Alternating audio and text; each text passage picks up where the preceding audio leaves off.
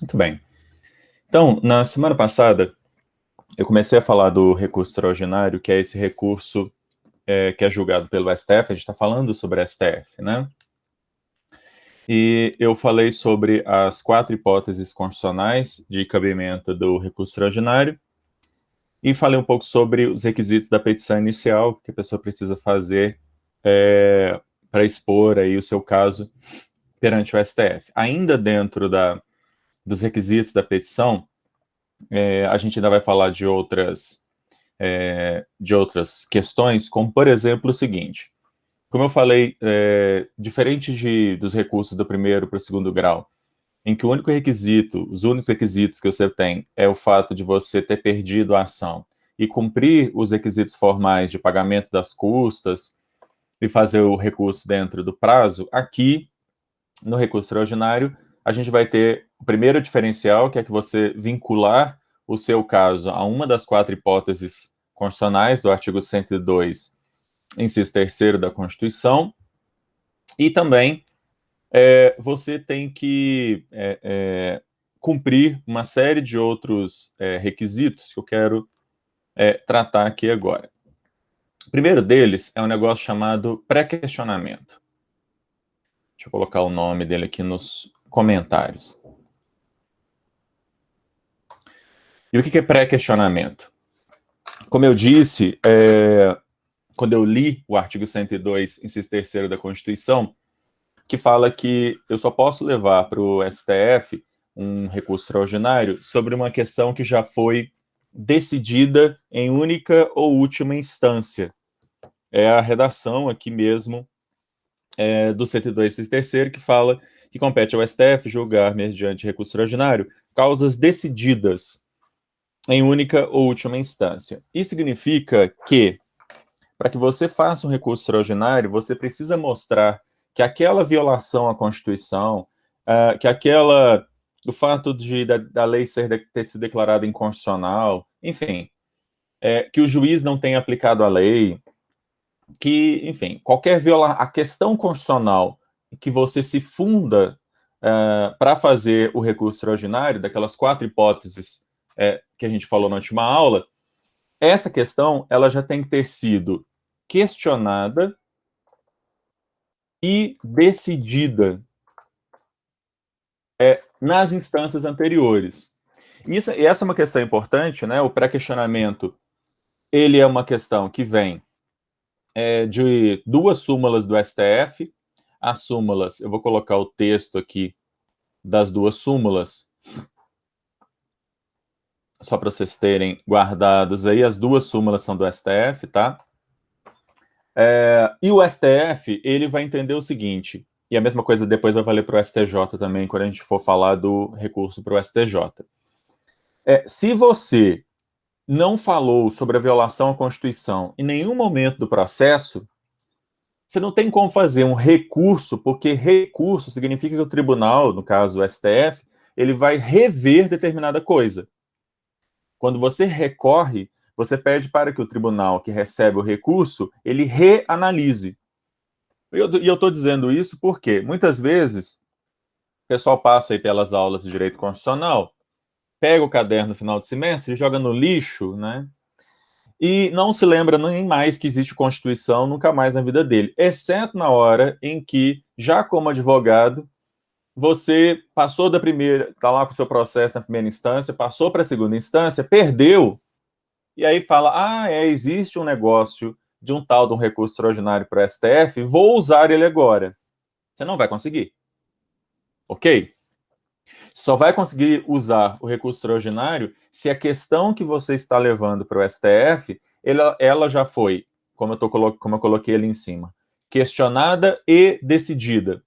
Então, por exemplo, se você tinha um contrato e nesse contrato havia uma violação à Constituição, né, a lei que foi utilizada para fazer aquele contrato, ela claramente viola a Constituição, essa é uma questão que já deveria estar presente desde a sua petição inicial.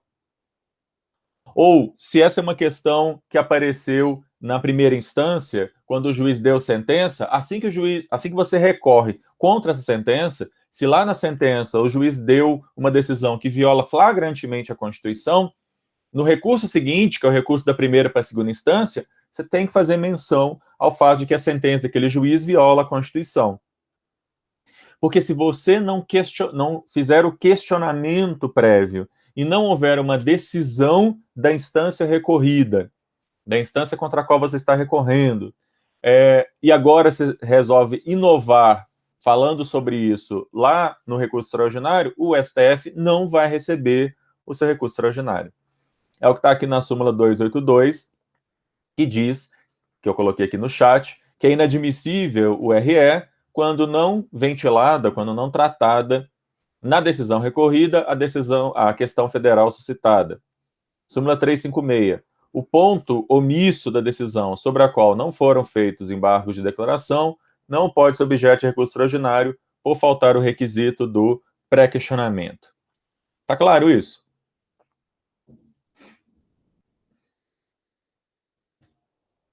Sim, se a pessoa não mencionou isso, não mencionou nenhuma objeção, né? Então não cabe recurso extraordinário. Isso significa que, no seu caso, você simplesmente vai ter que avisar o seu cliente, né? Você, como advogado, vai ter que avisar o seu cliente que ele perdeu a ação porque você não foi diligente o suficiente para fazer esse questionamento e exigir a decisão do tribunal sobre aquele ponto desde o momento em que a questão apareceu. Nem sempre a questão aparece já na petição inicial. Pode ser, como eu disse, a questão apareça durante o processo. A violação à Constituição apareça durante o processo. A questão é, uma vez que apareceu durante qualquer fase do processo, uma questão que se enquadre, que você vislumbra que aquilo dali pode se enquadrar em uma das 4 hipóteses do inciso 3º do artigo 102 da Constituição, coloque aquilo. Questione e exija que o tribunal, as instâncias ordinárias, se manifestem sobre aquilo, sob pena de você não conseguir fazer o seu recurso extraordinário, tá? Então, um outro item que vai ter que ter na sua petição inicial é você mostrar o chamado pré-questionamento, tá? Isso é antigo, isso é algo bem antigo no STF, isso não é algo novo, não. O que é uma questão nova é o chamado a repercussão geral das questões constitucionais. Deixa eu escrever aqui também.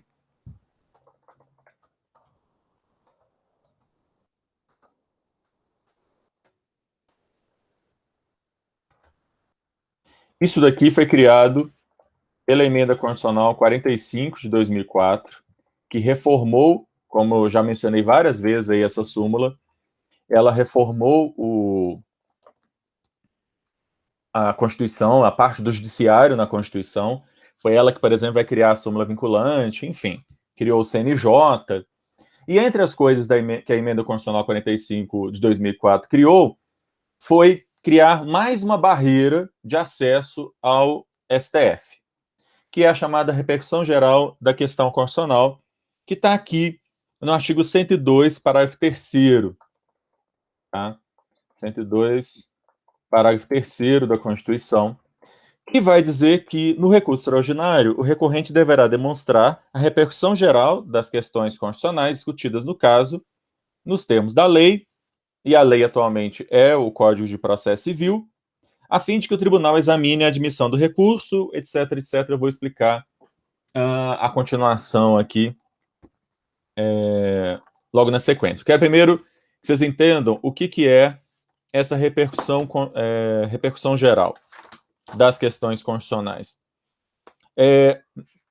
Lá na época na ditadura militar, lá nos anos 70, foi criado um requisito de limitação de acesso ao STF chamado de arguição de relevância.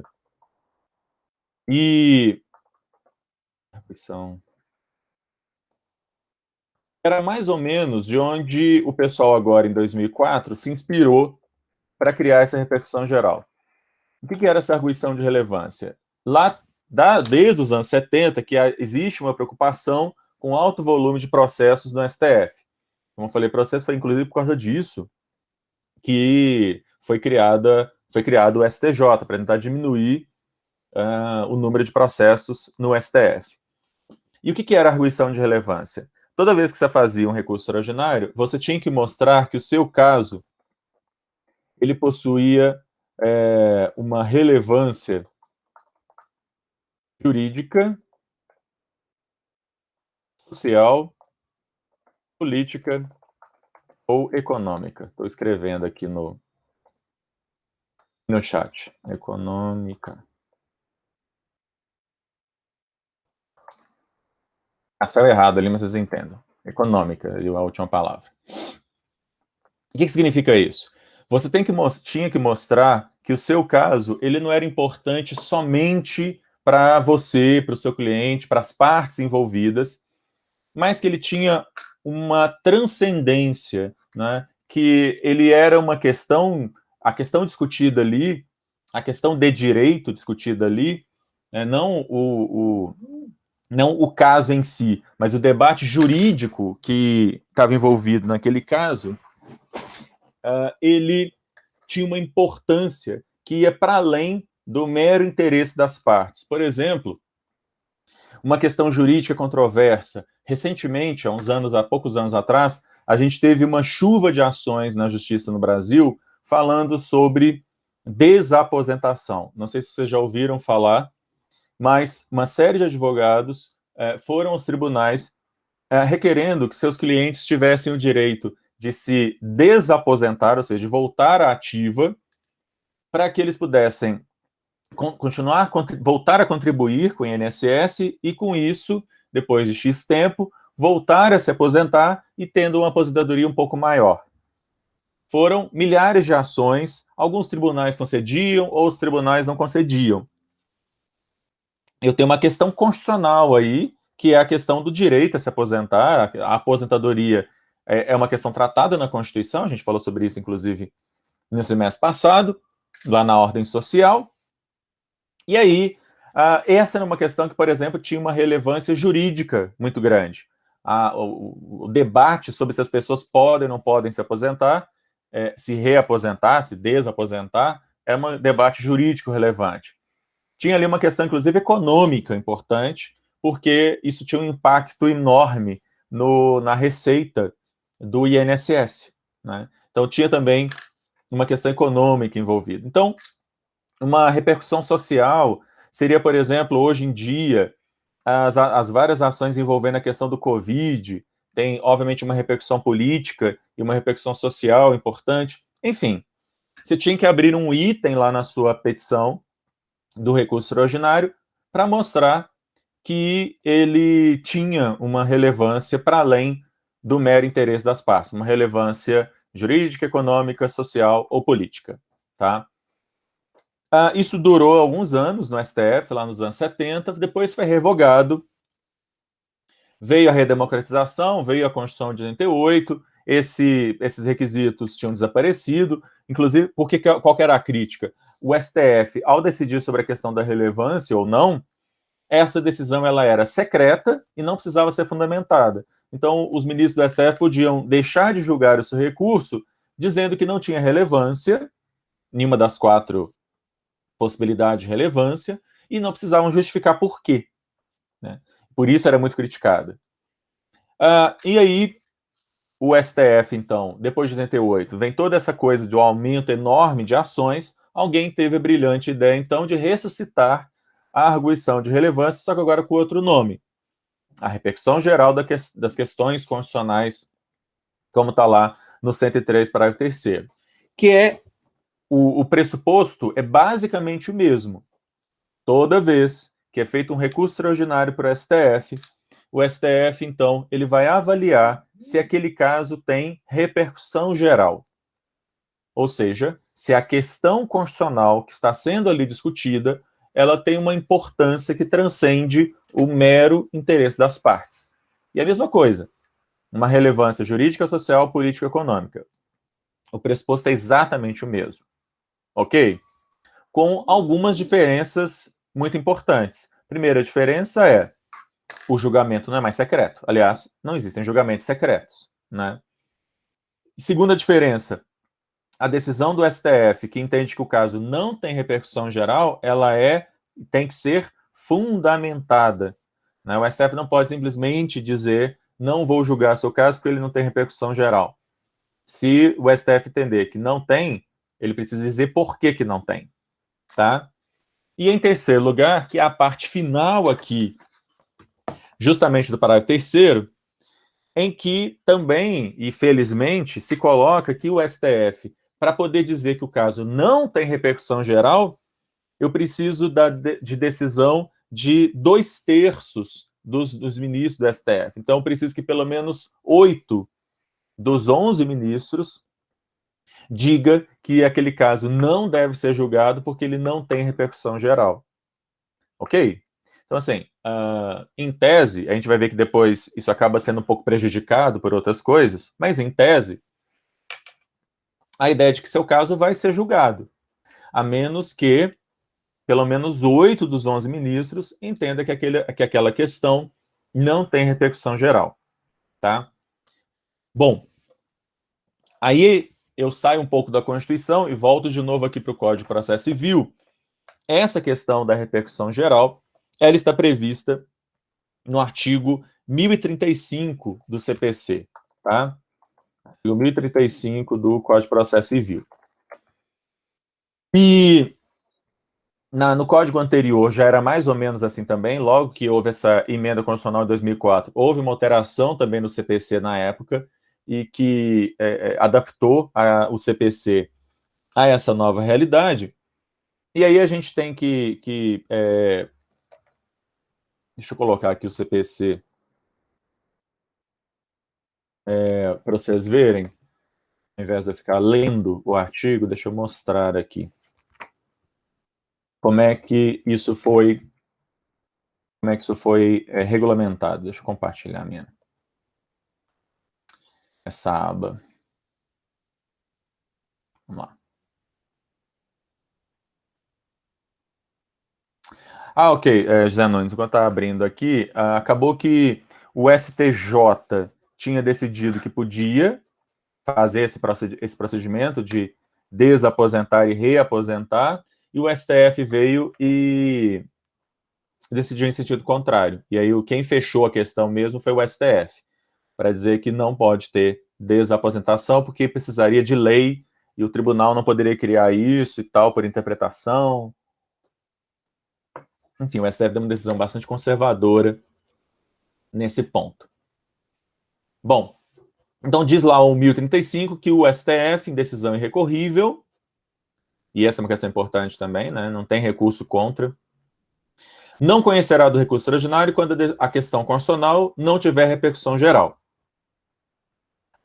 E aí, como eu falei, aqui parágrafo primeiro, para efeito de repercussão geral, será considerada a existência ou não de questões relevantes do ponto de vista econômico, político, social ou jurídico. E, de novo, aqui é só um copia e cola do que já existia da arguição de relevância lá dos anos 70, que falava exatamente a mesma coisa. Ou seja, questões relevantes que ultrapassem os interesses das partes. Ou seja, por mais que, para mim, e para o meu adversário, por mais que para autor e réu aquilo lá seja algo extremamente importante, se a questão jurídica, né, o debate jurídico, como por exemplo, pode ou não pode ter desaposentação, se esse debate não for um debate que interesse mais do que só ao seu Joãozinho, que está querendo se desaposentar, né, mas que tem uma importância para além das partes, seu caso não vai ser julgado. Como eu disse, né, o parágrafo 2º diz que o recorrente sempre deverá demonstrar a parte na sua petição, você tem que mostrar que o caso tem repercussão geral. Mas antes de falar sobre os outros parágrafos aqui, só para vocês entenderem o seguinte, deixa eu só ver onde que está isso. Eu quero pular, na verdade, eu volto aqui no parágrafo 4º, vou voltar para terceiro, mas deixa eu ir aqui para o parágrafo 5º. Vamos lá. Então, chegou um caso no STF. O STF entendeu que aquele caso tem repercussão geral. Se ele entender que não tem repercussão geral, a gente já sabe que a decisão ela é irrecorrível e aí acabou. Seu caso não vai ser julgado novamente. Mas supondo que então tem repercussão geral, o STF entende que aquela é uma questão relevante que merece o tempo aí dos ministros do STF perderem tempo com o seu caso, né, que é basicamente, no final das contas, é isso que estão dizendo, né? Aí, o STF, ele publica no site dele que, olha, foi afetado o recurso extraordinário X, foi afetado com repercussão geral, para a gente discutir a questão tal. Então, por exemplo, tem uma questão que eu discuto, que eu tenho acompanhado há anos no STF, que é um pedido de indenização de uma pessoa transexual que foi impedido de usar um banheiro num shopping em Florianópolis. Esse processo está há anos no STF, com repercussão geral. O que significa que todos os casos similares a ele, e essa é a minha questão, uma vez que os ministros do STF entendam que o caso tem repercussão geral, eles não só publicam essa matéria no site, como eles também vão determinar a suspensão de julgamento de todos os processos, é isso que eu queria pegar aqui, individuais e coletivos que tratem da mesma questão em todo o país. Então, todos os tribunais do país são comunicados de que determinada matéria, de determinado tema, o STF está tratando dele, porque tem repercussão geral, e todos os processos sobre aquele tema, no país inteiro, que estejam tramitando, vão ficar suspensos até que o STF julgue a repercussão geral. Ok? Todos os processos, em todas as instâncias. Tá? Eles vão ficar, como vai dizer a lei, eles vão ficar sobrestados, tá? Suspensos. Sobrestados. Por quanto tempo eles vão ficar suspensos? Eternamente, até que o STF decida o caso. Certo? Na redação original do CPC, até se falava que eles ficariam suspensos por até 1 ano. Mas isso foi mudado. Acho que até se... tinha um caso... É isso, era o parágrafo 10, que foi revogado. Não ocorrendo o julgamento no prazo de 1 ano, os processos que estavam parados voltam a ocorrer. Isso foi revogado. Até porque o STF demora muito mais, normalmente demora muito mais do que 1 ano para julgar aquele caso que ele afetou com repercussão geral. Acabaram revogando esse parágrafo 10. Tá? Tá, aí vem a outra questão, então, para responder a sua pergunta, José Nunes.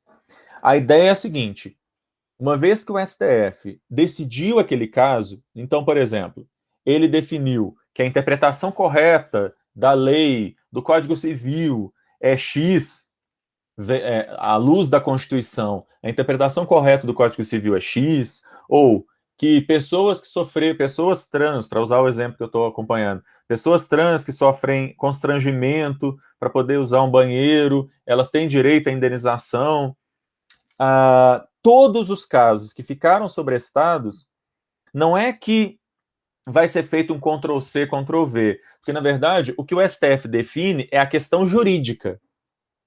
Ou seja, existe um direito constitucional de pessoas poderem usar banheiro, para usar o caso especificamente, esse caso especificamente, né? E a recusa para uma pessoa poder usar um banheiro acessível a todas as outras gera direito à indenização. Essa definição dessa tese, e é assim que o STF chama, né, dessa tese, ela é publicada no site do STF, numerada, então tem lá o tema número tal do STF, em que vai se dizer sobre o uso de banheiro. As pessoas têm direitos ao banheiro conforme a identidade com a qual elas se identificam e têm direito à indenização caso ele seja negado. Ponto. Essa tese ela é comunicada aos tribunais de todo o país e esses tribunais eles devem retomar o julgamento dos casos, mas já levando em consideração a tese jurídica. Então, os fatos do caso concreto ainda vão ser avaliados. Mas, se ficar comprovado o direito do autor, por exemplo, eu já tenho a definição aqui de qual a tese jurídica que vai ser aplicada. Ok?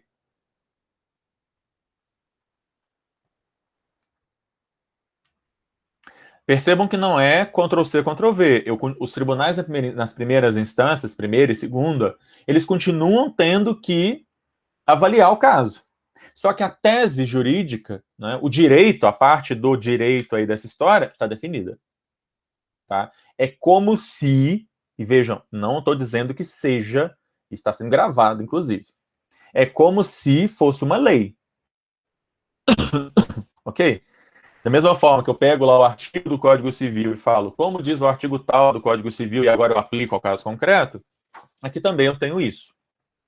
Agora, é mais do que só aplicar aos casos presentes que ficaram parados.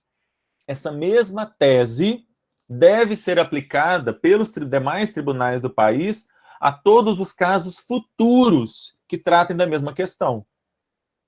Ok?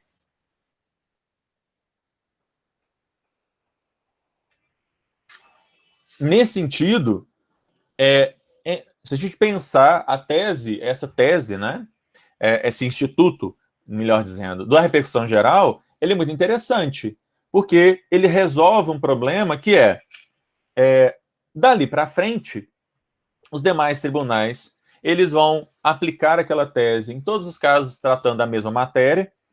Imagine, por exemplo, no caso da desaposentação, que havia milhares de ações. Milhares. Quando eu estou falando milhares, não é maneira de falar, não. Havia mesmo milhares de ações em várias instâncias. Uma vez que o STF, com repercussão geral, definiu que não há direito à desaposentação, isso cai como um rolo, vai como um rolo compressor para todo. Então, hoje em dia, por exemplo, nenhum advogado vai ajuizar mais ação sobre isso.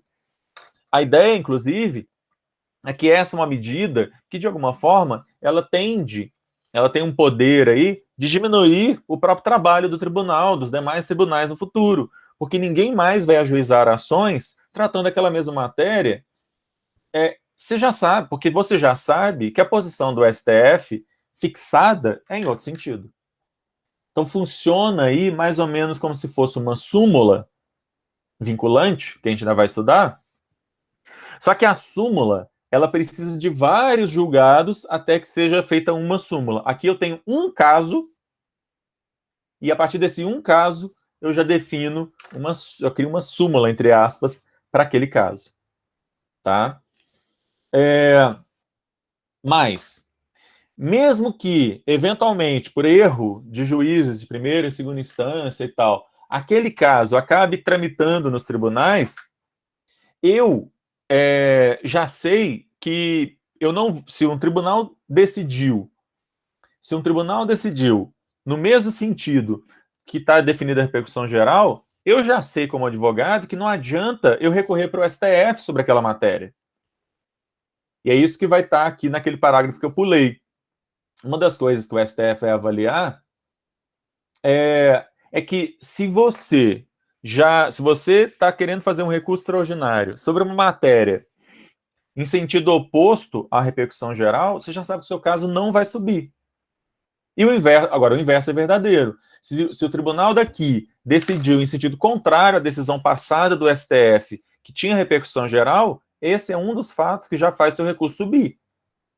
Eu posso fazer um recurso extraordinário para exigir que o STF imponha a autoridade da sua decisão contra o tribunal daqui, que resolveu decidir em sentido contrário, diverso daquilo que o STF decidiu.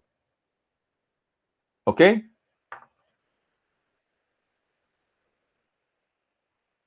Esse aí é o parágrafo 4º, professor, não, né? Oi?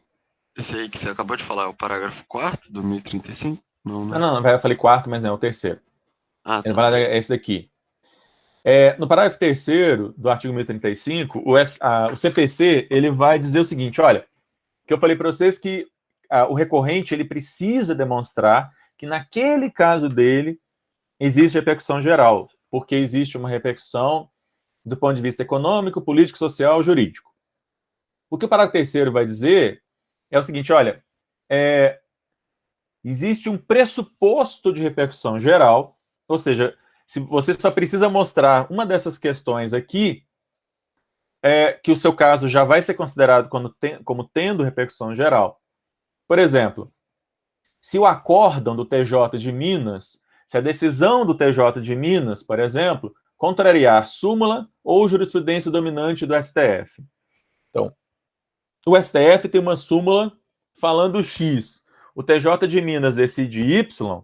Você sabe que você já pode... Ou seja, eu já posso fazer um recurso extraordinário que o STF já vai considerar que isso é um caso de repercussão geral.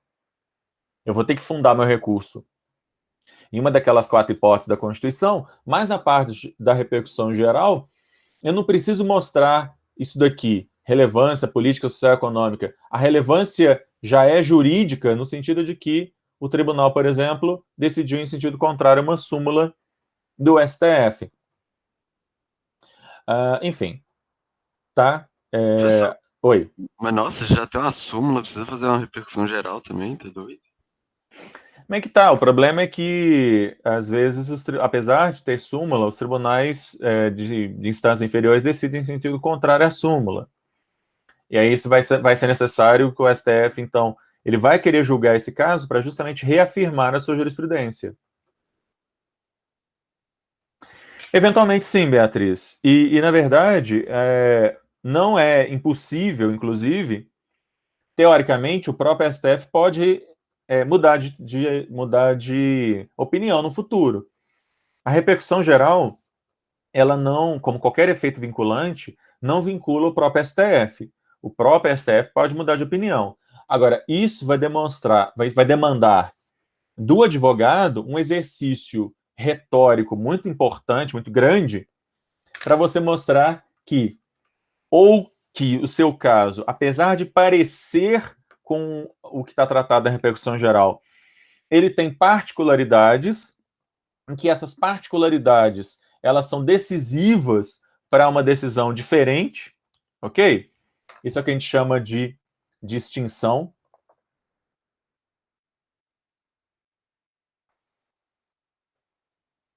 Distinguishing.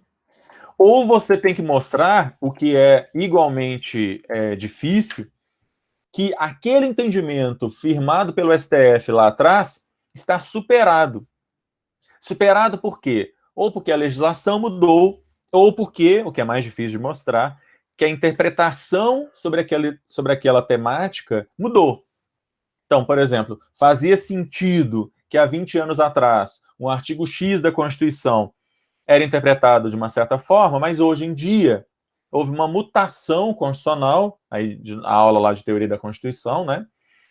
Segundo a qual aquele mesmo artigo da Constituição hoje está sendo interpretado de uma outra forma.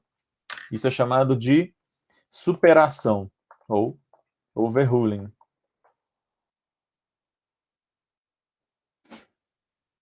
Conseguir convencer o tribunal, né, de que houve superação ou de que houve distinção, o caso é distinto, ou que há superação, é uma das coisas mais difíceis do mundo, mas existe isso, né, existe essa possibilidade, e isso precisa ser devidamente trabalhado, e eu falo para vocês assim, que a maior parte dos nossos colegas não sabe mexer com isso, tá? É uma coisa que ela é absolutamente desconhecida da maior parte dos nossos coleguinhas. Ok? A questão da distinção e da superação.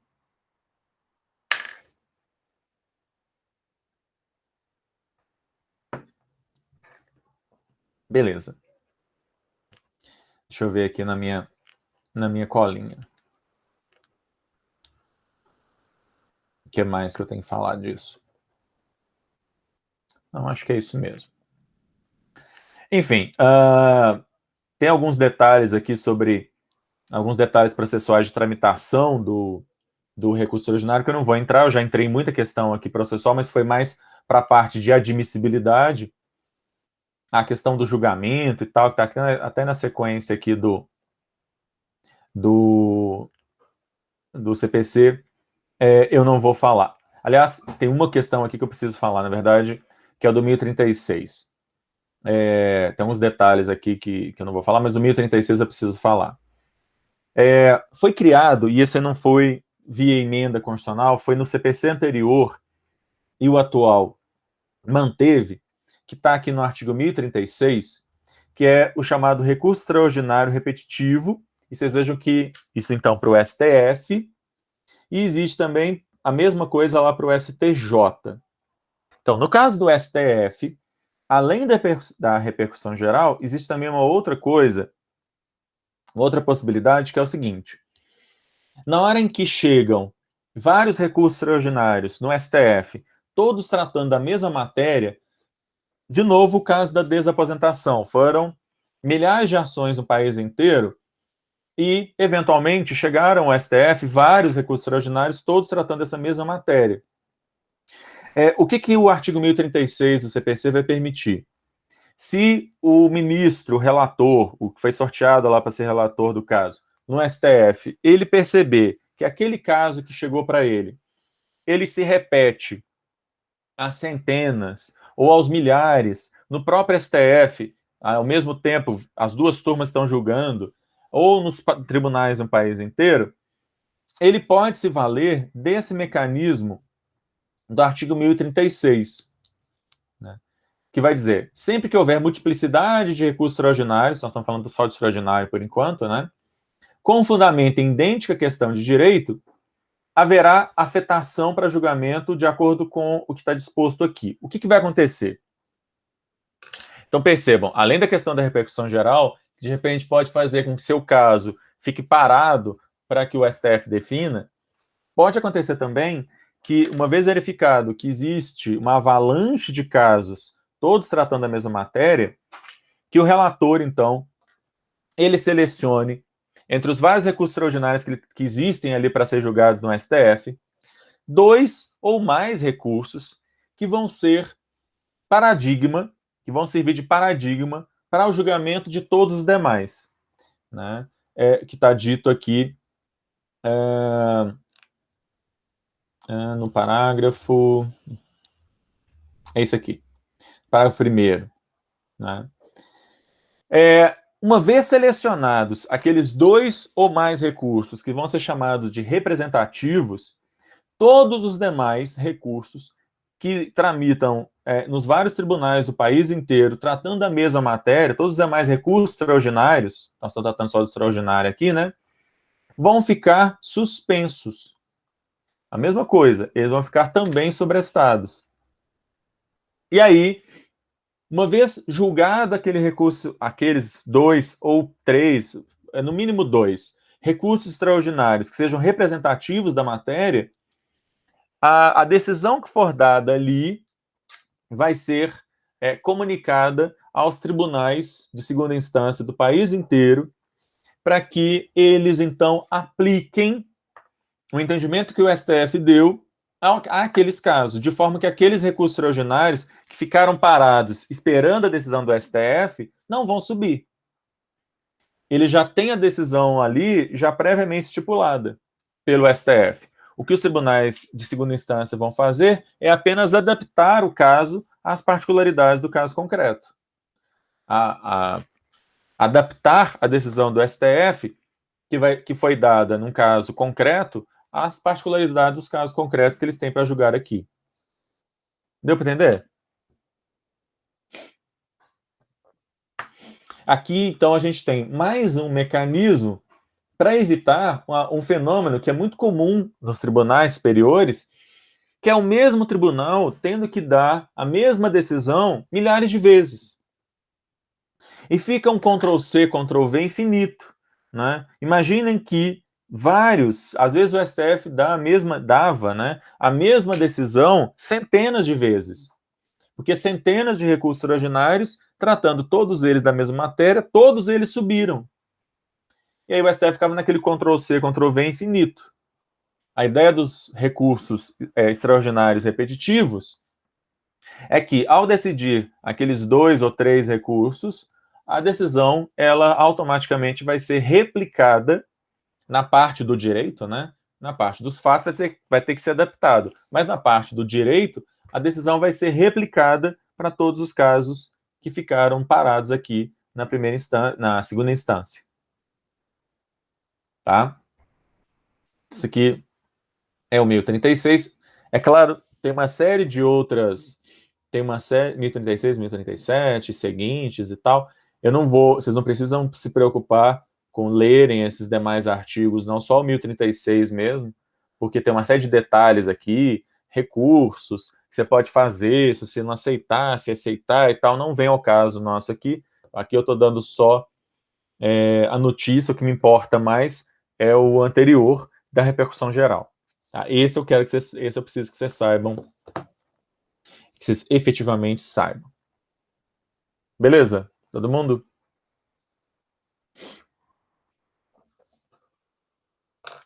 Bom, a gente ainda está falando do STF, né? E aqui na minha sequência, na sequência do artigo 102, vem o artigo seguinte, né, o 103, que é sobre controle de constitucionalidade. Eu vou seguir aqui a ordem e falar justamente de controle de constitucionalidade, só que, para falar sobre isso, eu vou pegar um slide. Aqui eu tenho um slide que é da minha aula de teoria da Constituição e vou trabalhar aqui, já vou tirar a parte histórica que eu falava sobre isso e vou direto para a parte processual mesmo, e aqui a gente pode se aprofundar um pouco mais do que eu me aprofundo lá nas aulas de teoria da Constituição. Né? Só esperar aparecer aí para vocês. Bom, então vamos lá. Eu imagino que vocês tenham estudado isso já lá em teoria da Constituição, mas vamos só lembrar algumas coisas aqui. No Brasil, existem duas grandes formas de fazer controle de constitucionalidade. O chamado controle difuso e o controle concentrado. Né? Vocês lembram aí qual que é a diferença do difuso para o concentrado? Quem me fala aí a diferença? Difuso é por cada tribunal, por cada juiz. E a Bia falou aqui que o concentrado é o STF, a Suprema Corte, né? Isso, então agora que a gente está aqui na aula já de Constitucional 2, tem algumas coisas que a gente precisa, quando a gente fala isso lá em teoria da Constituição, ou quando você estiver na teoria da Constituição, a gente fala disso de maneira bem mais simples, né? Aqui a gente pode trazer algumas questões um pouco mais específicas. Então vamos lá. O controle difuso é esse controle que é feito por qualquer juiz em qualquer processo, né? E eu vou explicar aqui na sequência do slide. O controle concentrado, eu só queria chamar a atenção do seguinte: existe o controle concentrado que é feito no STF, e agora a gente está estudando STF, é por isso que eu vou falar dele aqui agora, mas só prestem atenção que a gente ainda vai falar da justiça estadual, mas também existe controle concentrado de constitucionalidade feito pelo TJ, pelo Tribunal de Justiça, que é um controle concentrado que vai avaliar a constitucionalidade de leis estaduais ou municipais face à Constituição do Estado. Ok, gente? Existe uma ação de controle concentrado também estadual, tá? Quando a gente fala em teoria da Constituição, a gente fala do concentrado somente para o STF, mas só presta atenção que existe controle concentrado aqui também no Estado. Tá? Se for aprovada uma lei aqui em Belo Horizonte que contraria a Constituição do Estado de Minas Gerais, a Constituição do Estado de Minas Gerais ela enumera algumas entidades, algumas pessoas que podem promover uma ação de controle concentrado, uma ADI, entre aspas, aí, perante o TJ. Ok? Eu vou falar sobre isso quando eu falar de justiça estadual. Mas vamos lá. Quando eu falo sobre isso aqui lá no pessoal de teoria da Constituição, eu falo de maneira muito en passant, mas aqui a gente pode avaliar isso de maneira um pouco mais completa, né?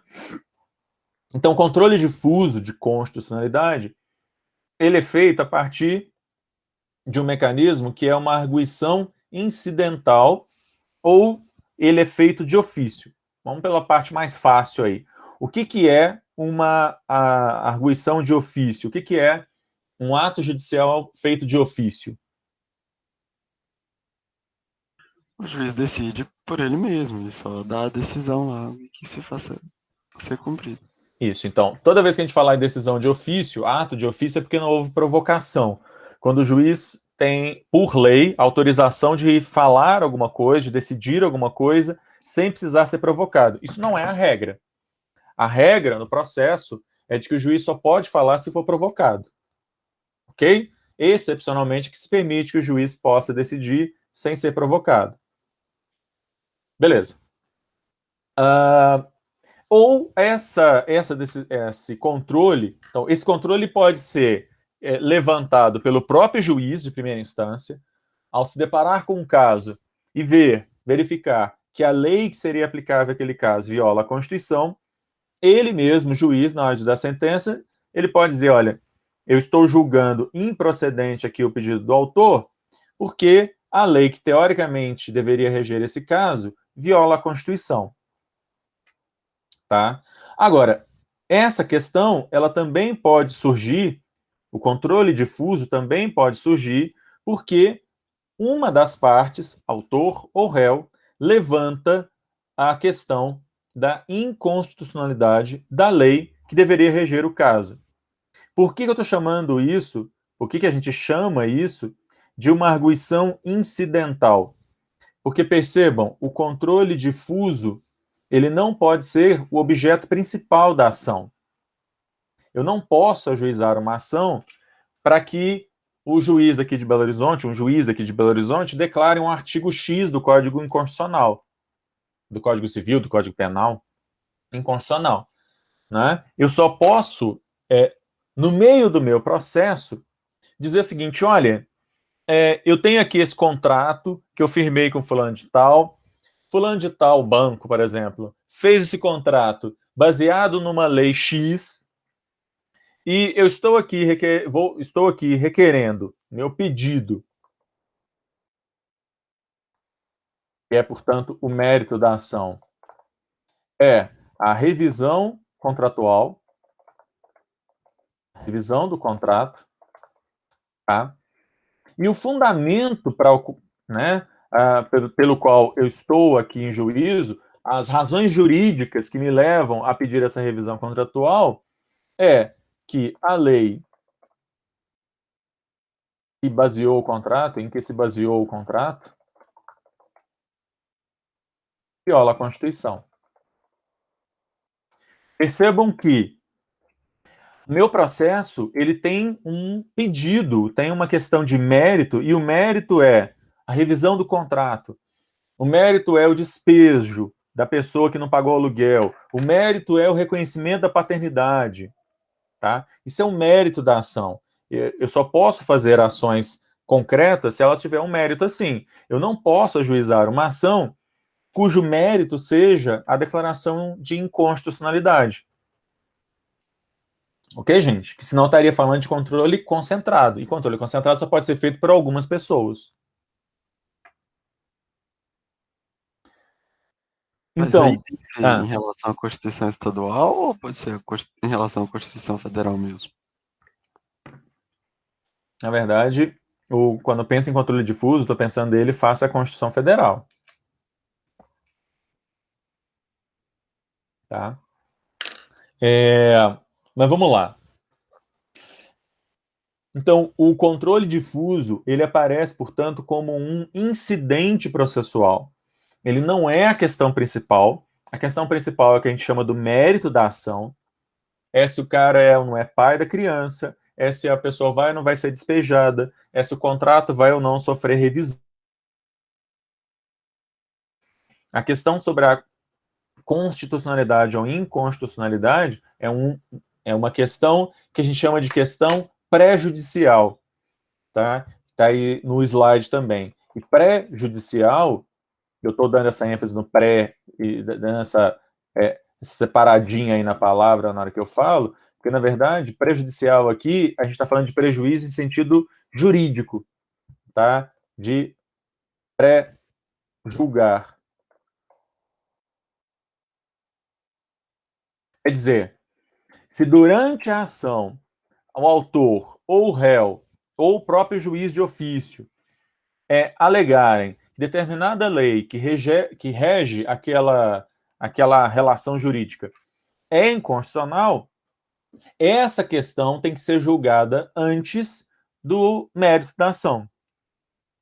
Ou seja, se eu estou dizendo que o artigo X do Código Civil é inconstitucional e, portanto, esse contrato aqui é nulo, na hora do juiz dar a sentença, ele primeiro tem que se manifestar sobre se, afinal de contas, aquele artigo X do Código Civil é ou não é nulo. Porque se ele entender que é nulo, automaticamente o mérito da ação já está pré-julgado. Ou seja, o contrato é nulo. Se o artigo X do Código Civil é inconstitucional, logo o contrato é nulo. Se o artigo X do Código Civil não é inconstitucional, o contrato, portanto, provavelmente não é nulo, o contrato é válido. A questão constitucional, portanto, do controle difuso, ela é pré-judicial ao mérito. Ela prejudica. Ela determina o julgamento dela antes. E o que resultar do julgamento dela, isso determina, isso influencia diretamente o julgamento do mérito. Ficou claro? Beleza. Controle difuso pode acontecer em qualquer processo judicial, tá? Seja processo de primeira instância, segunda instância, seja processo trabalhista, eleitoral, processo penal militar, não importa. Qualquer que seja a justiça, o órgão do judiciário, qualquer que seja a instância, aliás, o próprio STF, quando aceita um recurso extraordinário, ele estará fazendo um controle difuso de constitucionalidade.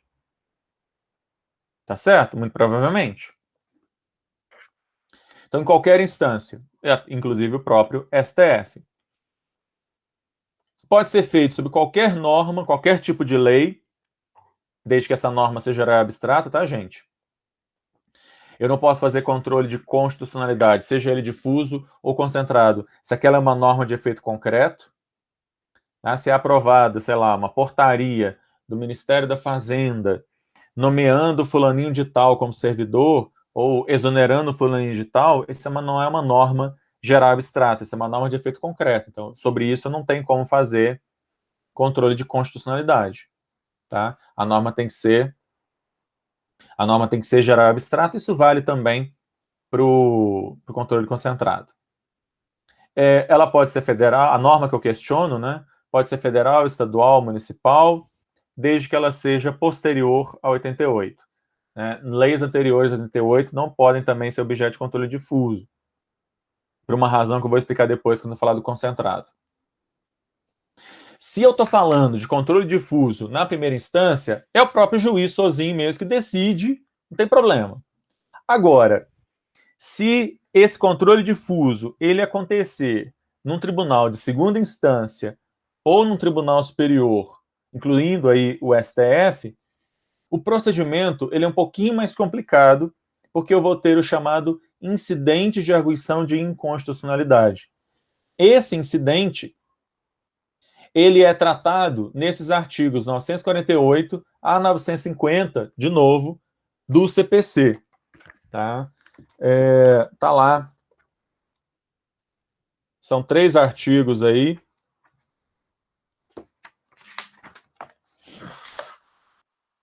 Em que o CPC vai falar sobre o incidente de arguição de inconstitucionalidade. E por que tem um procedimento diferente quando o caso é de um tribunal? Porque diz a Constituição, né, que a arguição de inconstitucionalidade ela só pode ser declarada, ou a inconstitucionalidade de uma lei, melhor dizendo, só pode ser declarada pela maioria absoluta do tribunal. A Constituição exige que para uma lei ser declarada inconstitucional, e isso vale tanto para o difuso quanto para o concentrado, eu preciso da maioria absoluta do tribunal. Quando é um juiz de primeira instância, ele está sozinho, então isso não faz diferença. É ele sozinho mesmo, ele já é a maioria nele mesmo. Agora, se essa questão vai para o TJ de Minas, por exemplo, o desembargador sozinho não pode decidir. Nem a turma a que esse desembargador pertence pode decidir, porque eu preciso da maioria absoluta do tribunal. Tá? Como é que isso vai ser feito? Como é que isso vai ser feito?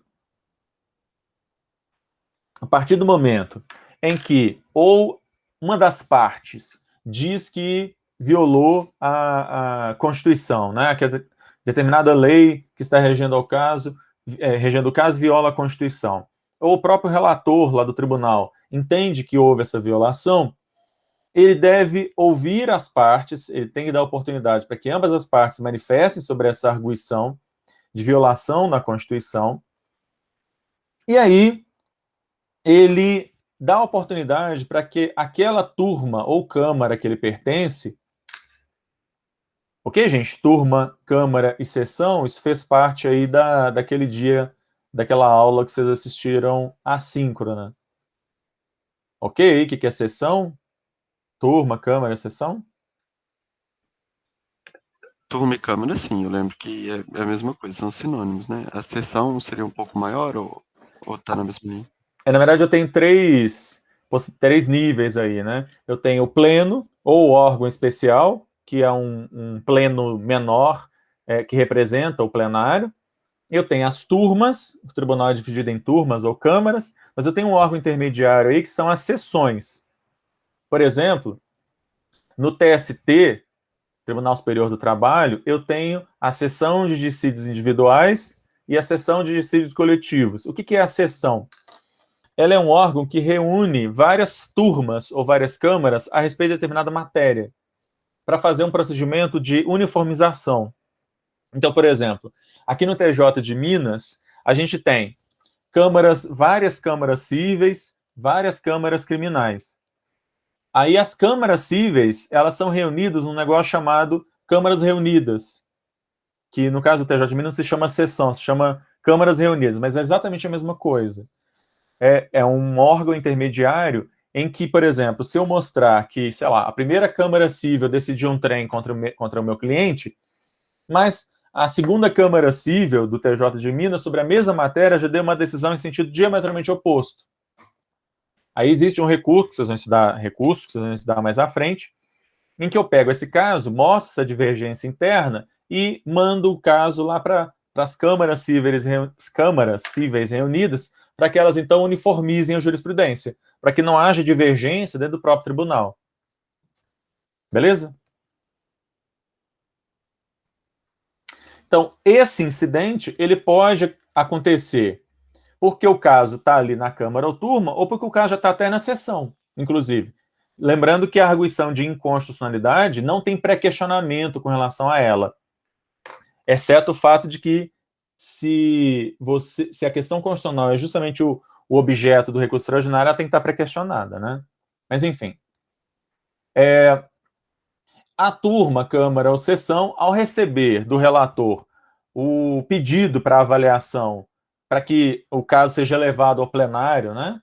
Ela pode rejeitar essa arguição, mostrando, por exemplo, que essa arguição é inadmissível, por exemplo, porque o tipo de norma que está sendo questionada não é uma norma sobre a qual pode ser feito controle de constitucionalidade, ou porque a norma que está sendo questionada, ela não vai influenciar de forma nenhuma ela não é a questão principal, ela é uma questão secundária que não influencia em nada no julgamento daquele caso, né? Ou porque ela pode rejeitar, porque, por exemplo, mostrar que o STF, por exemplo, já falou em uma questão anterior com repercussão geral, por exemplo, que a lei X é constitucional. Então, se já existe jurisprudência do STF ou daquele próprio tribunal afirmando que a lei é válida, isso também não sobe. Mas se não for esse o caso, se a turma não rejeitar de plano, o que vai acontecer? Esse caso, ele vai ficar, o caso, né, envolvendo lá a Dona Maria e o seu Joãozinho, ele vai ficar paralisado o julgamento dele naquela Câmara. A controvérsia sobre a constitucionalidade ou não da lei, ela é destacada do processo e enviada ao pleno, ou órgão especial. E aí o plenário, ou órgão especial, ele vai numa sessão lá, dos, sei lá, 30 desembargadores, 40, dependendo de quantos membros aí tem o órgão especial, deliberar, em tese, em abstrato, apesar de a gente estar falando de controle concentrado, difuso, né? Mas aqui ele vai fazer uma avaliação em abstrato sobre se a lei X viola a Constituição ou não.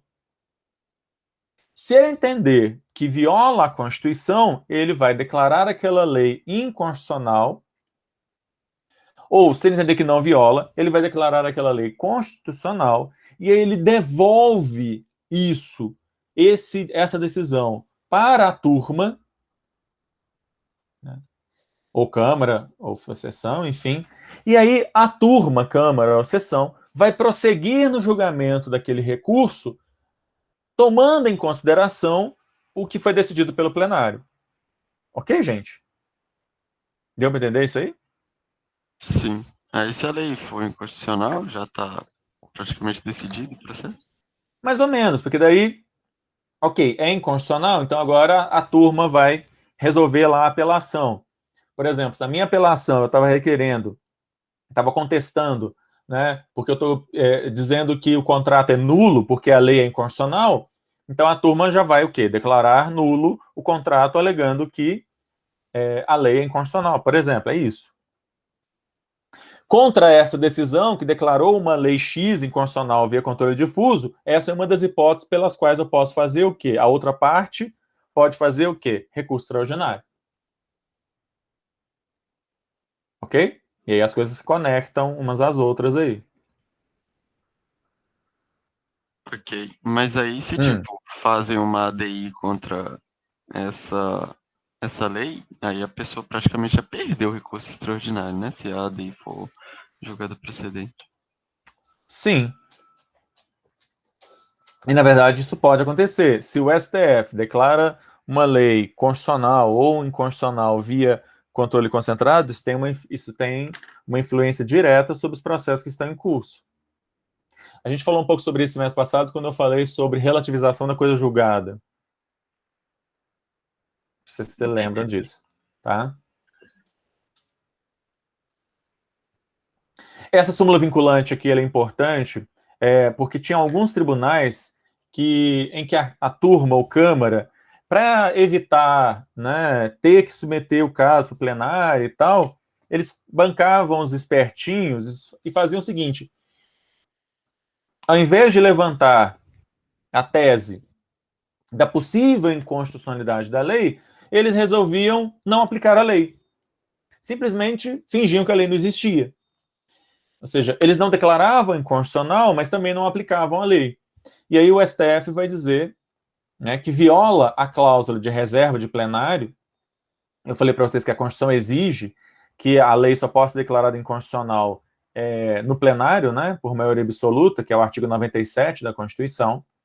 Então, viola a cláusula de reserva do plenário. A decisão de órgão fracionário, o que é órgão fracionário? A turma, Câmara ou sessão, que, embora não declare expressamente a inconstitucionalidade da lei, afasta sua incidência no todo em parte. Então, se a turma ou Câmara faz essa coisa espertinha, né, de, ao invés de declarar inconstitucional, simplesmente fingir que a lei não existe e não aplicar a lei, isso viola, esse é um tipo de decisão que viola a Constituição e sobre a qual poderá haver recurso extraordinário, inclusive, tal. Tá? Então, a súmula vinculante é justamente para tentar evitar essas declarações indiretas aí de inconstitucionalidade.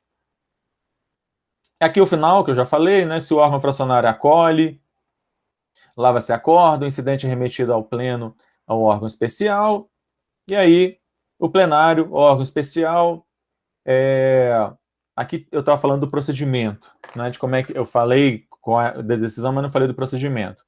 Assim que o plenário, o órgão especial, recebe o caso, é sorteado um relator e esse relator ele vai mandar cópia desse incidente para todos os membros do órgão especial e marca um dia para que a questão seja julgada. Tem uma questão aqui em Minas que está para ser julgada no órgão especial envolvendo a arguição de inconstitucionalidade. Eu estou tentando lembrar aqui o que é o caso. Se eu lembrar, depois eu falo para vocês. Que eu estava conversando com um promotor na sexta-feira sobre isso. É uma questão bem controversa, que está para ser julgada pelo órgão especial do TJ de Minas. As partes, né, o recorrente e o recorrido aqui, são chamados para se manifestar, é claro, né? Ambos têm interesse em participar. Todas as pessoas que podem participar das ações de controle concentrado têm a possibilidade de vir aqui participar como amicus curiae, né? E qualquer entidade que pode agir como amicus curiae também pode ser chamada aqui. Eu ainda vou falar sobre amicus curiae quando eu falar do controle concentrado, então, por enquanto, só guardem aí, né? O amicus curiae são aquelas entidades que pedem para participar do julgamento de ações, não só de ações de controle concentrado, mas de vários tipos de ações. Certamente vocês já devem ter ouvido falar do amicus curiae por causa das ações de controle concentrado, né? E sobre o procedimento de emissão do amicus curiae vai se aplicar justamente uma lei que eu vou explicar para vocês do controle concentrado, que é a Lei 9868.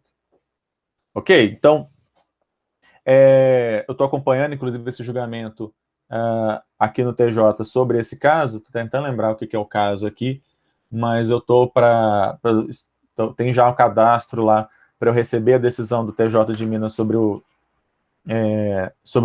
esse caso, mas é uma questão importante que está para ser definida aqui pelo TJ de Minas. A decisão tem que ser por maioria absoluta, né? Seja por um lado, seja pelo outro, seja por considerar a lei constitucional ou inconstitucional. Na verdade, eu preciso de maioria absoluta para declarar a lei inconstitucional, o que significa que qualquer coisa menos que isso, a lei é válida, né? Não atingindo a maioria absoluta, a lei é válida. Contra a decisão do plenário ou do órgão especial que declaram procedente ou improcedente o incidente, não cabe recurso, tá? Não cabe recurso. E depois que foi decidido o caso pelo órgão fracionário, assim, então a questão, ela sai do plenário, volta para a turma, aí como eu falei, a turma então termina o julgamento do recurso. Depois que a turma termina o julgamento do recurso, se eu concordei ou não concordei com o julgamento, se eu concordei ou não concordei com a decisão de que a lei é constitucional ou inconstitucional, aí sim eu vou poder fazer os recursos que eu entender cabíveis, como, por exemplo, recurso extraordinário. Ok? Deu para entender, gente? Ficou confuso? Ficou claro isso aí? Deu para entender. Tá. Tudo bem. Isso aqui é controle difuso. A mesma coisa vai acontecer no STF, tá? Toda vez que lá no STF, durante no recurso extraordinário, estiver sendo alegado. Quando eu faço o recurso extraordinário ele é mandado para uma das turmas. O STF é formado por 2 turmas. A gente já falou sobre isso, né? Toda vez que eu faço um recurso extraordinário e na decisão do recurso extraordinário há necessidade do STF dizer se a lei X é constitucional ou inconstitucional, essa decisão ela não pode ser dada pela turma, precisa ser pelo plenário. Ok? Então, a turma lá paralisa o julgamento do recurso extraordinário, a primeira ou a segunda turma do STF paralisa o julgamento do recurso e a questão é levada para o plenário decidir. Tá? A turma sozinha do STF, a primeira ou a segunda, turmas não podem declarar uma lei constitucional ou inconstitucional. Preciso que os 11 se manifestem. Tá? Bom, agora sim, vamos falar do controle concentrado de constitucionalidade das leis. A Constituição de 88, ela ampliou bastante o controle concentrado, face ao que existia antes de 88, que havia somente uma ação que era feita por somente uma pessoa, que era o Procurador-Geral da República, e a ação se chamava representação de inconstitucionalidade. A antiga representação de inconstitucionalidade é o que hoje a gente tem aqui, a filha mais nova, né, pós-88 dela, é a ADI, ação direta de inconstitucionalidade. Mas aí a Constituição de 88, ela não satisfeita com isso, esta aqui foi acrescentada depois, tá? Mas a Constituição de 88, ela então criou mais duas outras ações. A ADO, a ação direta de inconstitucionalidade por omissão, e a ADPF, a ação direta de a arguição de descumprimento de preceito fundamental. E aí, não satisfeitos com tudo isso, em 1993, a gente vai ver, foi acrescentada a ADC. De cabeça, assim, quem sabe me dizer qual é a diferença, por exemplo, entre a ADI e a ADC? São efeitos opostos, velho. Uma vai declarar a inconstitucionalidade de uma lei já vigente, a outra, talvez por questionamentos de alguma norma, de alguma lei, vai declarar que ela é de fato constitucional. Ok. E qual que é a diferença da ADI para a ADO? A ADO tá faltando lei, né? E aí até tá relacionado com o mandado de injunção, só que o mandado de injunção é para casos mais específicos. E aí, diante de alguma omissão do Estado que não está legislando sobre algum direito fundamental, por exemplo, sobre alguma coisa muito importante, aí cabe a ADO justificando para demonstrar essa omissão do Estado. Ok, então, mais ou menos aí vocês lembram bem do que são essas ações. A DPF é um pouquinho diferente, eu vou falar, quer dizer, um pouquinho diferente, ela tem algumas particularidades, né? Eu vou falar dela mais à frente. Mas vamos lá. Ação direta de inconstitucionalidade, ADI. Eu já falei dos antecedentes dela, não vou comentar de novo. A ADI, ela está prevista, como a gente já falou, no artigo 102 da Constituição, inciso 1º, quando fala de competência originária do STF, né, que compete originariamente ao STF processar e julgar, e aí as 4 ações, na verdade, estão aqui no artigo 102, inciso 1º, e ela está prevista, ela está não só no artigo 102, inciso 1º, na verdade, mas ela também está no próprio artigo 102, nos parágrafos, isso, 1º e 2º, tá? Vou acrescentar aqui, antes que eu me esqueça. Além, é claro, do artigo 103 da Constituição, e aí o 103 complementa essas disposições. E, além disso, a ação direta de inconstitucionalidade, ela é regulamentada por essa lei 9868 de 1999, de autoria, cuja redação foi feita pelo Gilmar Mendes, quando ele era advogado-geral da União na época. A ADI, ela tem como objeto leis ou atos normativos, aqui eu quero que sejam declarados inconstitucionais. Bom, quando eu digo, ou quando a Constituição fala leis ou atos normativos, isso é muito pouco preciso, né? Vamos tentar delimitar exatamente que tipo de lei e que tipo de ato normativo podem ou não podem ser podem ser objeto de ADI. Então, eu posso fazer ADI contra emendas à Constituição Federal ou emendas à Constituição Estadual, ok, gente? Se o Estado de Minas Gerais, se a Assembleia Legislativa aprovar uma alteração na Constituição de Minas, que essa alteração, essa emenda, viole a Constituição de 88, eu posso fazer uma ADI, tá? Claro, todos os tipos de norma federal, norma mesmo, né? Lei complementar, lei ordinária, lei delegada. Também posso fazer contra medidas provisórias, sejam essas medidas provisórias federais ou estaduais. Aliás, lei complementar, lei ordinária, lei delegada, federal ou estadual, tá? Assim como medida provisória federal ou estadual. Também posso fazer ADI contra tratado internacional que o Brasil tem assinado, mas que eu entendo que viole a Constituição. Aqui a gente vai ter eu estou colocando aqui que cabe contra resoluções normativas do Congresso Nacional ou resolução normativa da Câmara ou do Senado. Agora, sobre isso aqui existe toda uma dúvida muito grande do próprio STF, tá?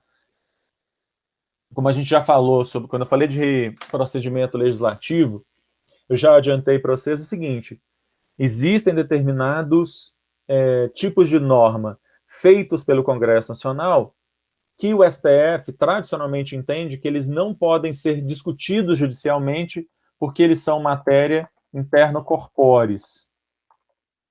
Ok, gente? Nesse momento, o STF está às voltas com uma discussão assim.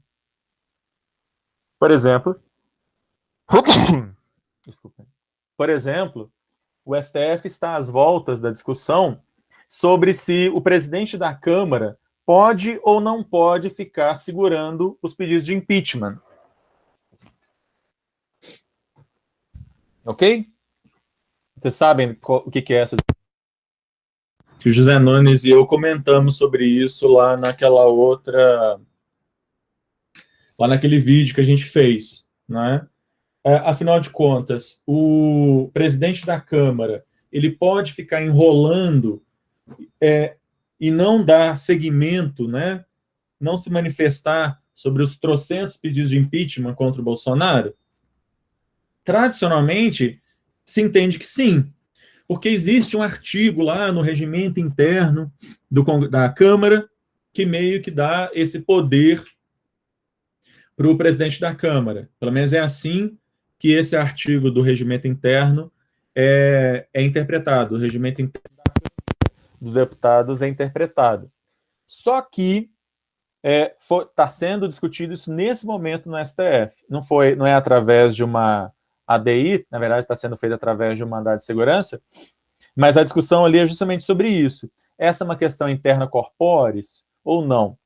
Então, quando eu estou dizendo aqui que cabe ADI contra resoluções normativas e os próprios regimentos internos do Congresso Nacional, isso varia muito. Tem vezes em que o STF, ou sobre algumas partes dessas normas, o STF entende que elas são questões interna corporis e, portanto, que não é possível você judicializar isso, e tem vezes que não. Estou bastante curioso, na verdade, para ver como é que o STF vai tratar esse caso especificamente. Pode ser feito contra resoluções normativas e regimentos internos dos tribunais. Já houve, por exemplo, ADI contra norma interna do TJ de Minas, por exemplo, né, que criava algumas regras sobre o funcionamento do tribunal que violavam as regras gerais da Constituição. Pode ser feita a ADI contra a resolução também do Conselho Nacional de Justiça, assim como o Conselho Nacional do Ministério Público, também contra resoluções do TSE, ou já houve uma ADI, por exemplo, que a gente viu semestre passado, contra a resolução do TSE que falava sobre ficha limpa, e que o STF acabou limitando um pouquinho a decisão lá do TSE sobre a questão da ficha limpa. E não sei se você se lembra, quando a gente falou do executivo, eu falei que a Constituição permite, em alguns casos, que o presidente da República faça decretos autônomos. O que são decretos autônomos? Aqueles decretos que não são de regulamentação de uma lei, em que o presidente da República tem autonomia para fazer decretos livremente, entre aspas, aí, sem ser regulamentando uma lei. Se o decreto for um decreto regulamentando uma lei, não cabe ADI. Ok? Aliás, não cabe nenhuma ação de controle concentrado. Porque se é um decreto regulamentando uma lei, e esse decreto ele está indo além daquilo que a lei disse, esse decreto ele é ilegal e não inconstitucional. Ok, gente? Tá.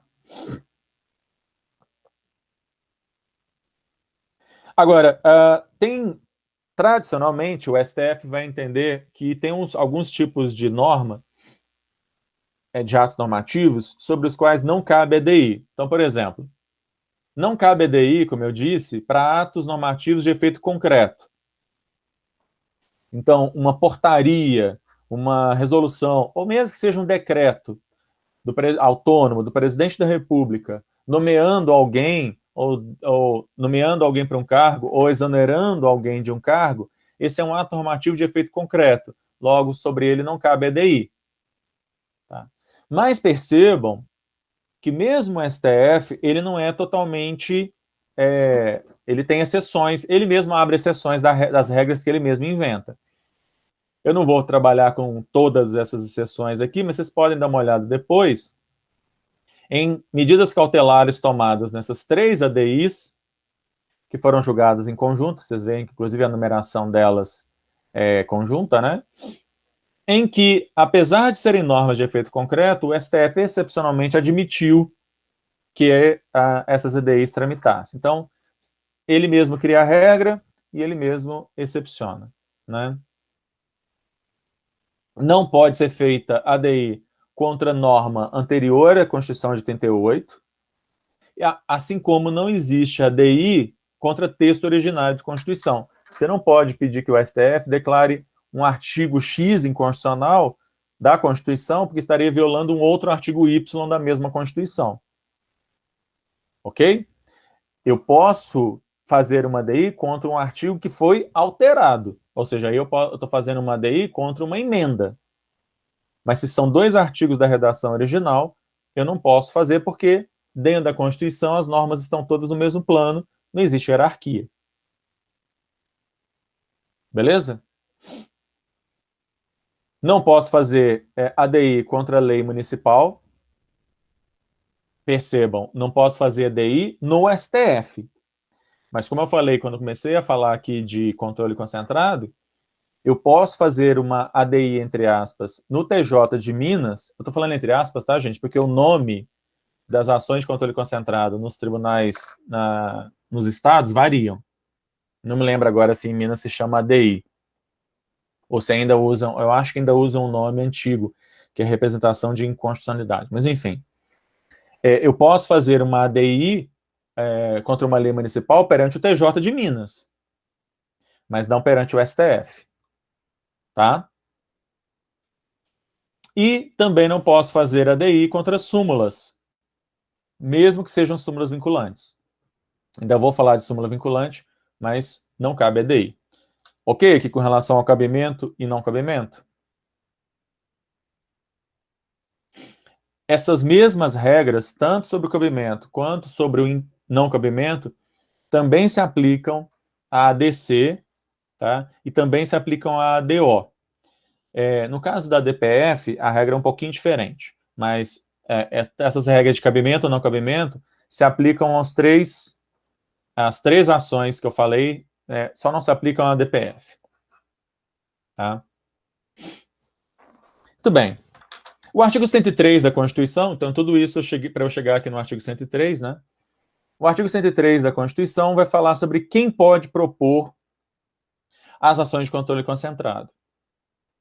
Aqui está falando ADI, mas na verdade isso vale para as 4. Isso daqui, que eu estou falando aqui, vale para as 4 ações. Então podem ser propostas as ações de controle concentrado pelo presidente da República, e aqui eu abro um parênteses. Normalmente eu falava, né? Só falava o presidente da República e seguia. Mas não sei se vocês viram, eu até fiz um episódio do Birosca News sobre isso, que há um tempo atrás aí, o Bolsonaro fez uma ADI em que ele mesmo assinou sozinho a ADI. E aí, assim que a ADI chegou lá no STF, o ministro sorteado para ser o relator foi o Marco Aurélio, e o Marco Aurélio rejeitou de plano a ADI. Por quê? Vejam, quando a Constituição diz que compete ao presidente da República fazer a ADI, é o presidente como autor da ação. Só que quem assina a petição não é o presidente. Quem é que assina a petição? Quem é que deve assinar a petição? O AGU? O advogado-geral da União. Ok? Ou seja, o presidente da República, ele tem capacidade de ser parte, mas não capacidade postulatória. E essa é uma diferença. Faz toda a diferença.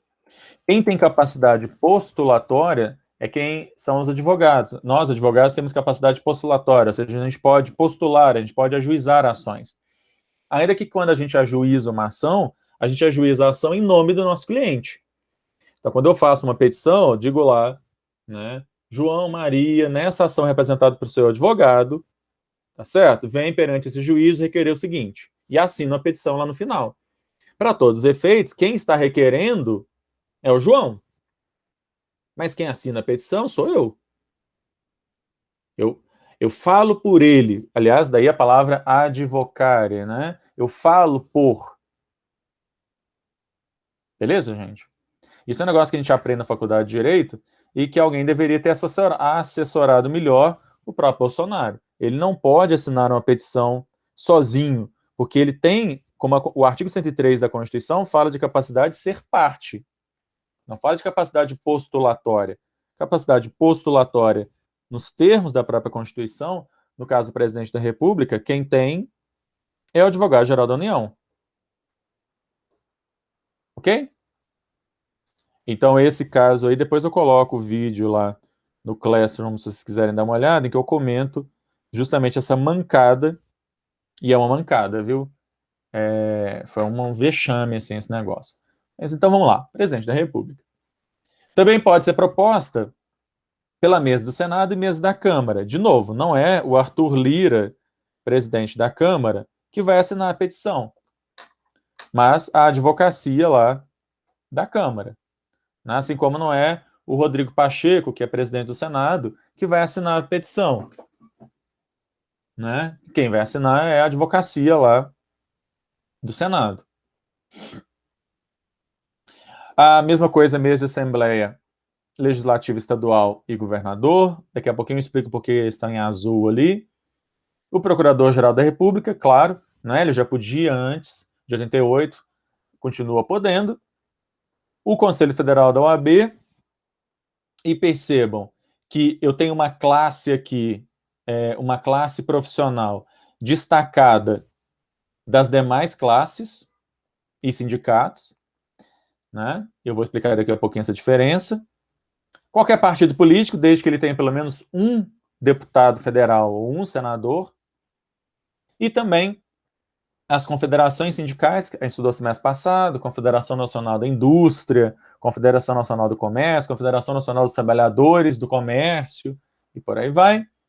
E entidades de classe que sejam de âmbito nacional. Então, como é que chama?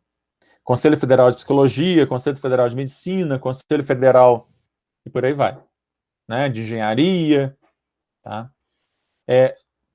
No caso do partido político, só um adendo aqui. Quem pode propor, no caso do partido, é o Diretório Nacional. Tá? Então, o Diretório Nacional do Partido X é que propõe, não é o Partido de Minas, não é o Diretório de Minas, não é qualquer membro do partido, é a Diretório Nacional. Assim como no caso da OAB, não é a OAB de Minas que vai fazer uma ADI lá no STF, é o Conselho Federal. Certo?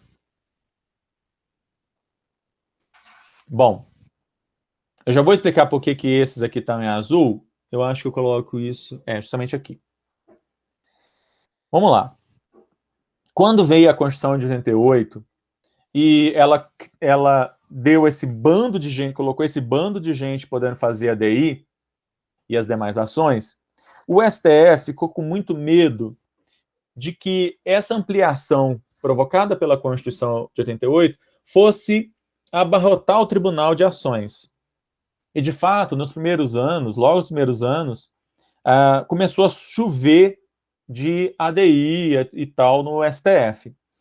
O STF, então, inventou o negócio chamado pertinência temática. Se vocês quiserem procurar o caso Paradigma, que fala sobre isso, está publicado na Revista Trimestral de Jurisprudência, que é uma publicação do STF, número 33, a partir da página 1011. Vocês conhecem isso daqui? RTJ? Acho que eu falei sobre isso mês passado, né? Ok. Então, lá no site do STF, vocês vão em publicações, vou colocar o link aqui para vocês. Vocês acham essa decisão, tá? Procurem lá pelo volume 133, página 1011, vocês conseguem baixar a decisão. Em que o STF, ele vai definir o seguinte: de todos os que estão mencionados no artigo 103, aqueles que estão mencionados nos incisos 4, 5 e 9, 4, 5 e 9, ou seja, a ADI feita pela mesma Assembleia Legislativa Estadual ou pelo governador, assim como a ADI feita por qualquer confederação sindical ou entidade de classe de âmbito nacional, eles precisam demonstrar que a lei que está sendo questionada tem alguma pertinência com aquilo que aquela entidade defende ou trabalha. Então, por exemplo, o Conselho Federal de Medicina pode propor a DI sobre, sei lá, uma lei que autoriza o uso da cloroquina para tratar Covid, porque essa é uma questão que tem a ver com medicina. Ou uma lei que proíbe médicos de prescreverem cloroquina, porque tem uma questão pertinente aí com o Conselho. Mas o Conselho Federal de Medicina não pode propor uma DI, sei lá, sobre a lei que fala sobre royalties de petróleo, distribuição dos royalties de petróleo entre os estados, porque isso não tem nada a ver com o Conselho Federal de Medicina.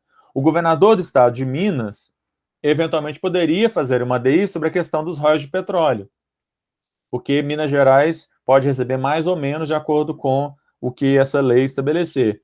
Mas dificilmente o governador de Minas poderia justificar a pertinência temática de uma DI sobre, sei lá, a diploma de medicina, se vai ter ou não vai ter exigência de prova, né, para fazer, tirar o diploma de médico. Se for aprovado no Congresso Nacional, o projeto de lei que impõe que só pode exercer medicina depois que a pessoa passar numa prova tipo a prova da OAB. Dificilmente o Estado de Minas conseguiria justificar por que isso tem pertinência temática para o Estado de Minas. Certo?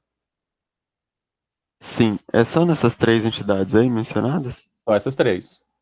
Tá. Significa que a OAB, por exemplo, o Conselho Federal da OAB, assim como o partido político, podem propor a lei sobre qualquer assunto. Qualquer norma. Então, a OAB, por exemplo, pode propor uma DI sobre royalties de petróleo, sobre diploma de médico, sobre cloroquina, pode propor sobre o que ela quiser. Não tem exigência de pertinência temática para as ações propostas pela OAB.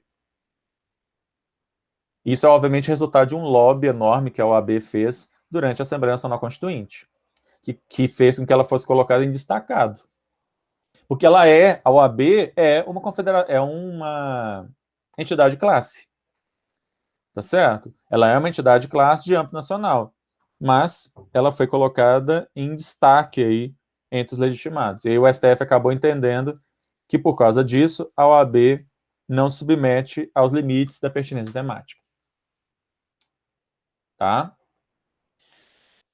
Mas, no caso de sindicatos, como a Constituição fala confederação sindical e não federação, a gente viu semestre passado a diferença, né? Mesmo que seja uma federação de âmbito nacional, não pode propor a DIN. Tem que ser confederação. Tá, aqui é uma coisa meio idiota, né? Porque se ela é nacional, o nome importaria menos. A questão é que é nacional. Mas, enfim, o STF tem essa jurisprudência defensiva, né? De tentar se livrar de processo. Então, por exemplo, tem 2 ADIs que vão falar sobre isso. No caso de entidades de classe, o STF ele tem um pouco de... Tradicionalmente, ele tem uma jurisprudência mais restritiva para entender que entidades de classe, como, por exemplo, o Conselho Federal de Medicina, só poderiam ser aceitos se essa entidade de classe demonstrasse que ela tem pessoas membros dessa entidade em pelo menos 9 estados da federação. Da onde é que foi tirado esse número 9? Da cabeça dos ministros, porque não tem critério legal nenhum para isso, tá? E que essas pessoas estão juntas, associadas, pela mesma atividade econômica ou profissional. Então não pode ser uma entidade, sei lá, uma entidade de uma entidade classe que reúne lá colecionadores de figurinha de futebol, uma entidade classe que reúne lá, amantes da literatura. Não é esse o caso. Né? Essa entidade, ela tem que ser uma entidade que tem a ver com atividades econômicas ou profissionais que liguem aquelas pessoas. Aí, então, eu estou pensando aqui mesmo nas entidades do tipo os conselhos de profissões liberais, né? Conselho de medicina, de arquitetura, de engenharia, de administração, tá? Aqui eu abro um parênteses. Recentemente, no entanto, apesar dessas referências, inclusive eu coloquei dessas ADIs bem antigas, que trazem esse tipo de limitação, recentemente, no entanto, muito por causa do Barroso, o STF tem ampliado um pouquinho essa interpretação, tá? Então já foram aceitas no STF ADIs propostas por associações que reúnem ONGs, tá certo? Então não uma ONG, não uma ONG propondo uma ADI, mas uma associação que reúne ONGs. Aqui eu estou citando especificamente o caso da ABGLT, a Associação Brasileira de Gays, Lésbicas, Travestis e Transsexuais. Ela mesma, ela não é uma ONG, ela é uma associação que reúne ONGs de todo o país. Então, assim, tecnicamente, se a gente fosse usar o critério original que eu coloquei ali no slide, a ABGLT não poderia propor ADI, mas isso vem sendo relativizado, abrandado aí ao longo dos anos. Ok? Imagino que seja uma tendência, mas ainda é algo muito recente.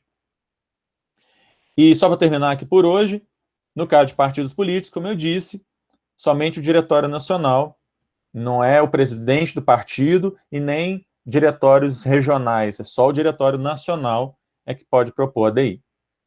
Tá? Então, a semana passada mesmo estava participando de uma audiência pública de um projeto de lei muito esquisito aqui, que está tramitando na Câmara de Vereadores de Belo Horizonte, e que eu acho, inclusive, se ele for aprovado mesmo, vão ser propostas ADIs, sobre, pelo menos uma ADI contra ele. Aí não vai ser ADI, né? Vai ser uma DPF, que é municipal. Mas, enfim, não vai ser o diretório do partido regional aqui que deve fazer. Deve procurar, o pessoal já está se articulando provavelmente para propor perante o diretório nacional do partido, enfim. Depois eu falo desse caso. Ok, gente? Nossa aula, na verdade, acaba de acabar. Amanhã eu vou retomar